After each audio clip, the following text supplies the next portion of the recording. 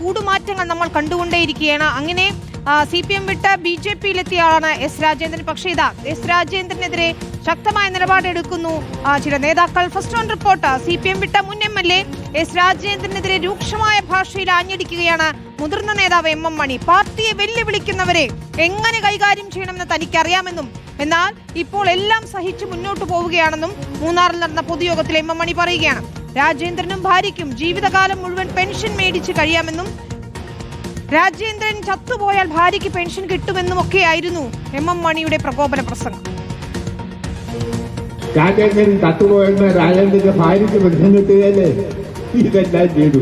ഇതെല്ലാം വേണ്ടി ഞങ്ങളും കഴിഞ്ഞിട്ട് പാർട്ടിയെ വെല്ലുവിളിക്കുക എന്ന് പറഞ്ഞാൽ പിന്നെ എങ്ങനെ കൈകാര്യം ചെയ്യണമെന്ന് നിങ്ങളെന്ന് പറഞ്ഞാൽ എന്ന ഭാഷ പറഞ്ഞാൽ ഞങ്ങൾ അതൊന്നും ഇഷ്ടപ്പെടുന്നില്ല, അതൊന്നും ചെയ്യുന്നില്ല.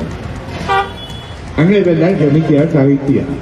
എന്നെ മന്ത്രിയാക്കിയില്ല എന്നും പറഞ്ഞ് ഈ പാർട്ടിയെ വെല്ലുവിളിക്കാൻ എന്റെ കാലും കയ്യും തല്ലി ഓടിക്കണം. നിങ്ങൾ എന്റെ അഭിപ്രായം നിങ്ങളതാ ചെയ്യണ്ടേ. രാഹുൽ സുരേഷാണ് ചേരുന്നത്.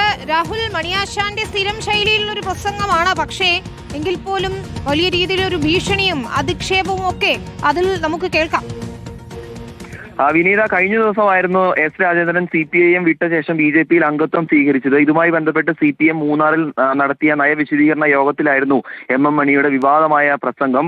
അതിൽ പറയുന്ന പ്രധാനപ്പെട്ട കാര്യങ്ങൾ ഇങ്ങനെയാണ്: പാർട്ടിയെ വെല്ലുവിളിക്കുന്ന രാജേന്ദ്രനെ എങ്ങനെ കൈകാര്യം ചെയ്യണമെന്ന് പാർട്ടിക്കറിയാം. അതിനുശേഷം MM മണി ഒരു ആംഗ്യം കൂടി കാണിക്കുകയാണ് എങ്ങനെ കൈകാര്യം ചെയ്യണം എന്നതിൽ. പക്ഷെ അതൊന്നും ഇപ്പോൾ ചെയ്യുന്നില്ല. എല്ലാം സഹിച്ചുകൊണ്ട് പാർട്ടിയും പാർട്ടി സഹാക്കളും മുന്നോട്ട് പോകുകയാണ്. MLA സ്ഥാനം ഉൾപ്പെടെ എസ് രാജേന്ദ്രന് നിരവധി പദവികൾ പാർട്ടി നൽകിയതാണ്. പാർട്ടിയെ വെല്ലുവിളിക്കുന്നത് താനാണെങ്കിലും രാജേന്ദ്രനാണെങ്കിലും അവരെ കൊല്ലണം എന്നാണ് ഈ MM മണി ഈ പ്രസ്താവനയിലൂടെ പറയുകയും ചെയ്യുന്നത്.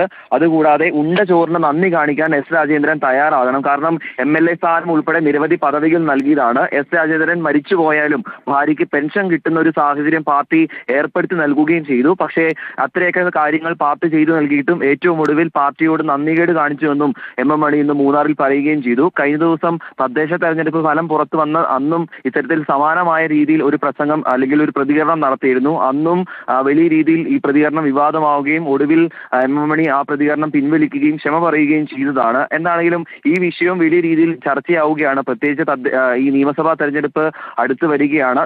ദേവികുളം നിയമസഭാ മണ്ഡലത്തിൽ ത്രികോണ പോരാട്ടത്തിലേക്ക് കാര്യങ്ങൾ പോകുകയുമാണ്. അപ്പോൾ MM മണി പോലെ മുതിർന്ന ഒരു CPM നേതാവിന്റെ ഇത്തരത്തിലുള്ള പ്രതികരണം നിയമസഭാ തെരഞ്ഞെടുപ്പിൽ വലിയ രീതിയിൽ ചർച്ചയാകും എന്ന കാര്യത്തിൽ സംശയമില്ല. ഈ വിഷയത്തിൽ നമ്മൾ എസ് രാജേന്ദ്രന്റെ പ്രതികരണവും ഉടൻ തേടുന്നുണ്ട്. വിനീത, ശരി, തീർച്ചയായും ഇതിൽ പ്രതികരണങ്ങൾ തേടേണ്ടിയിരിക്കുന്നു. ഏതായാലും ഒരു പാർട്ടി മാറിയ എസ് രാജേന്ദ്രനെതിരെ വലിയ രീതിയിലുള്ള അധിക്ഷേപവും ഭീഷണിയുമാണ് MM മണി നടത്തിയിരുന്ന കാര്യത്തിൽ തർക്കമില്ല.